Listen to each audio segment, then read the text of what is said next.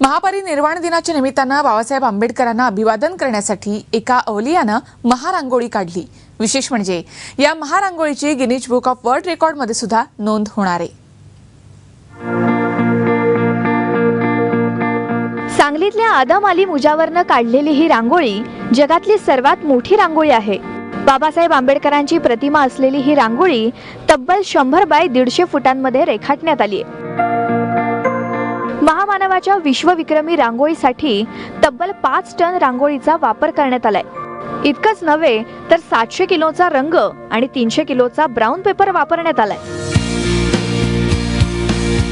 Doctor बाबासाहेबांची प्रतिमा रांगोळीतून साकारून जगासमोर बाबासाहेबांचे विचार मांडण्याचा हा प्रयत्न असल्याचं आदम अलीनं सांगितलंय।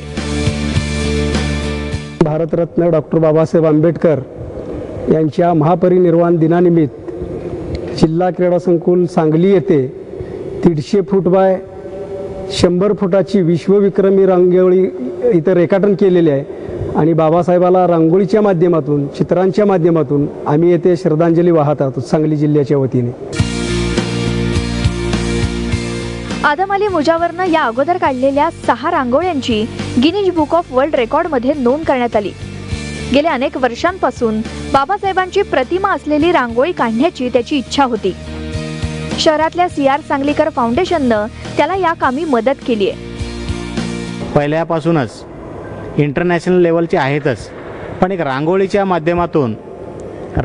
माध्यमातून परत एक नॅशनल लेवलला इंटरनॅशनल लेवलला जावे या हेतूने आणखीन हेतू हा एक आहे। आणि नंतर दुसरा हेतू असा आहे की आदम अलीसारख्या कलाकाराला इंटरनॅशनल लेवलला जायला पाहिजे, नाव त्यांचेही व्हायला पाहिजे, त्यांनाही समाजाने काहीतरी देणं घेणं लागतं, दिलं गेलं पाहिजे। अशा पद्धतीने आम्ही या रांगोळी प्रदर्शनाचे आयोजन केलेलं आहे।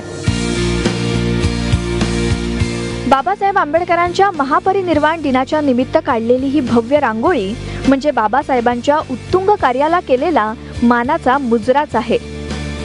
राजेंद्र कांबळे, TV9 सांगली।